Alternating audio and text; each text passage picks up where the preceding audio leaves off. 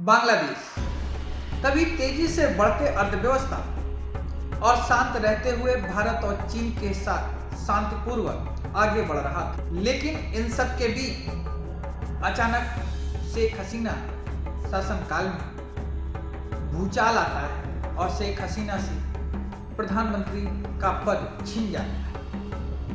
नमस्कार, मैं अनुराग और आप देख रहे हैं जर्नलिस्ट कैफे का डिजिटल प्लेटफॉर्म।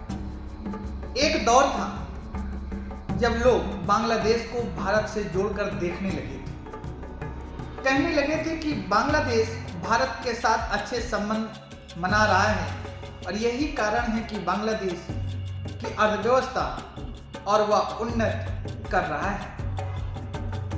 लेकिन इन सब के बीच अचानक 5 अगस्त 2024 को बांग्लादेश में छात्रों के विरोध प्रदर्शन के चलते तनाव बढ़ता है और तत्कालीन प्रधानमंत्री शेख हसीना को अपने पद से इस्तीफा देकर अपनी जान को बचाकर वापस बांग्लादेश छोड़ना पड़ता है। वहीं अब मौजूदा बांग्लादेश की यूनूस सरकार ने शेख हसीना पर शिकंजा कस दिया है और शेख हसीना के पिता मुजीबुर रहमान से राष्ट्रपिता की उपाधि छीन ली है।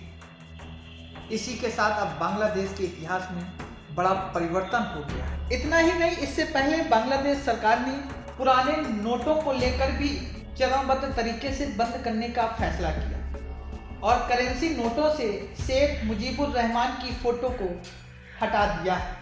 किताबों में बदलाव कराने वाले लेखक राखल राहा ने इस दबाव को लेकर कहा कि अब इतिहास की किताबों में किसी व्यक्ति का महिमा मंडन नहीं किया जाएगा और बढ़ा चढ़ाकर बताई गई बातें हटा दी जाएंगी। लेकिन आपको बता दें कि बांग्लादेश में हमेशा से बांग्लादेश की आज़ादी दिलाने को लेकर विवाद रहा है।